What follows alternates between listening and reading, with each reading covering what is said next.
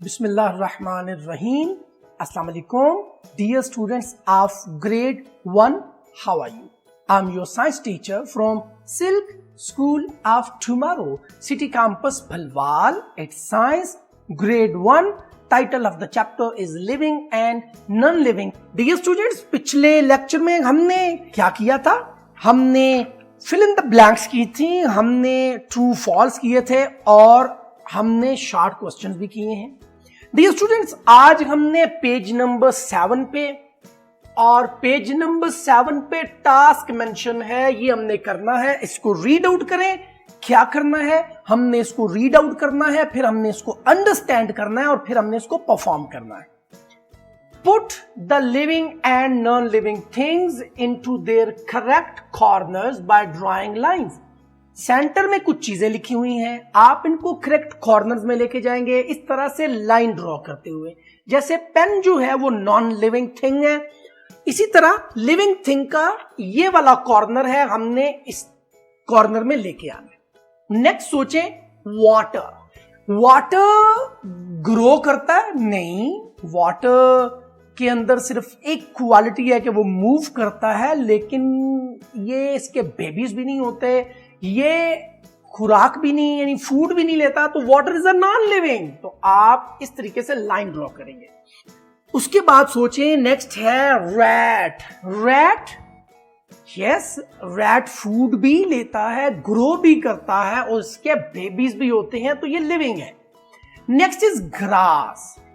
Student, grass जिसपे आप बैठते भी हैं, जी हाँ, ये एक जगह से दूसरी जगह मूव नहीं करता है, लेकिन ये नीचे से ऊपर मूव करता है. जी हाँ, और ये ब्रीथ भी करता है, तो उसका मतलब है ग्रास लिविंग थिंग है.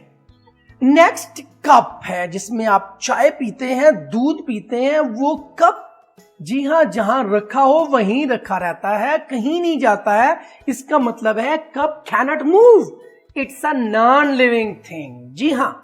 Next is snake. स्नेक के बारे में सोचें, मूव करता है, फूड और ब्रीथ भी करता है, तो it's a living thing. Dear students, next to coin और क्लाउड है. ये आपने खुद से इनको लिविंग या नॉन लिविंग में इस तरीके से लाइन ड्रॉ करनी है. Okay, now next is brainstorm. हमने करना है, वो क्या है जी? Take a walk around the school and find two non-living things which are natural, number 1 पे, and two non-living things which are man-made. Dear students, हमने अपने स्कूल में, चूंकि आज का स्कूल नहीं है ओपन, तो आप इमेजिनेशन के अंदर स्कूल में आए और आपने ये देखना है कि दो ऐसी नॉन लिविंग थिंग्स हो जो नेचुरल हो और दो ऐसी नॉन लिविंग थिंग्स हो जो मैन मेड हो. आप ब्रेनस्टॉर्म करेंगे इसको और साथ में नोटबुक्स पे इस तरीके से आप इसको लिखेंगे भी. तो आप देखें, brainstorm non living natural thing का एक कॉलम बना और non living man made things का एक कॉलम बना. अब आप सोचें, नॉन लिविंग थिंग्स जो नेचुरल हो, यानी खुद ब खुद से मौजूद हो, किसी ने उन्हें ना बनाया हो, मैन ने उन्हें ना बनाया हो.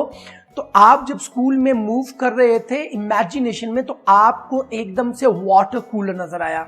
आपने वाटर कूलर देखा कि उसके अंदर वाटर है. ये वाटर मैन मेड तो नहीं है, इसका मतलब है ये नेचुरल है.